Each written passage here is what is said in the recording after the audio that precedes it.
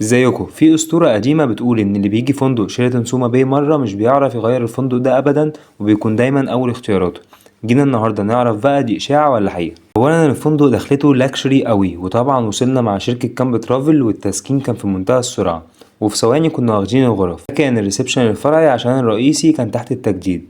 اول حاجة اكتشفناها بعد التسكين هي الغرفة. طبعا زي ما احنا شايفين الحمام مجهز تجهيز عالي جدا.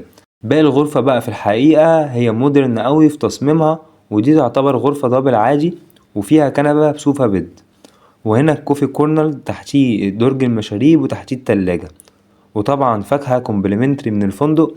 وبالنسبة لفيو الغرفة كان سي سايد فيو، دي بتكون ابجريد من الفندق او بندفع عليها سبلمنت. الشاطئ بتاعه رملي صافي، ده طبعا زي ما انتم شايفين منظر الجبال والفيو مع الطبيعة عامل ازاي. وكمان في مشاية كبيرة ومركز غطس للي حابب يعمل سنوركينج، هتكون تجربة مختلفة من قلب سوما باي. الفندق فيه حمام سباحة رئيسي بأكتر من مستوى عمق، وكمان بتشوف الجبل والبحر وانت قاعد جوه البول.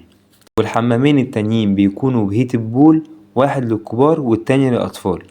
بالنسبة بقى للأطفال في أكتر من اكتيفيتيز مناسبة للأطفال، وده شكل الكيدز اريا اللي بيكون فيها حد مسؤول من الفندق تقدر تسيب معاه طفلك.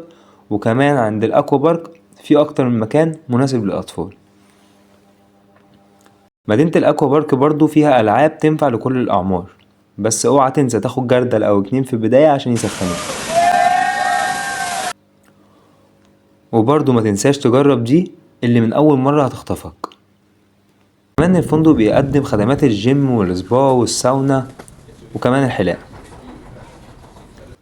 بالنسبة للأكل والغدا ده كان حاجة تحفة، إننا اكتشفنا إن الأكل فعلا في الفندق ده بجودته مش بكترته. في قسم للأسماك وبيعمل بالطلب، وكمان مستوى الأكل عالي جدا. ولو ملحقتش الغدا السناكس موجود تقدر تطلبه من غرفتك بإكسترا فيز وتاكله في القعدة الجميلة دي بالفيو ده. وبالليل بقى الشوي والعشاء بيكون في المطعم، ده مطعم مجهز تجهيز أعلى مستوى خدمة، كأنك بتاكل في مطعم انترناشونال، والإصطاف هناك غاية في الروعة. وكواليتي الأكل فعلا مميز عن فنادق كتير. ده فندق شيراتون سوما باي من مجموعة ماريوت العالمية، وكمان بتصميم فرعوني مختلف، غير إن جنبك فندق كمبينسكي والمارينا اللي تقدر تحجز منها أي رحلة يخت أو غواصة. وما تنسوش تقولوا لنا إيه رأيكم في الفندق، وكل سنة وانتم طيبين.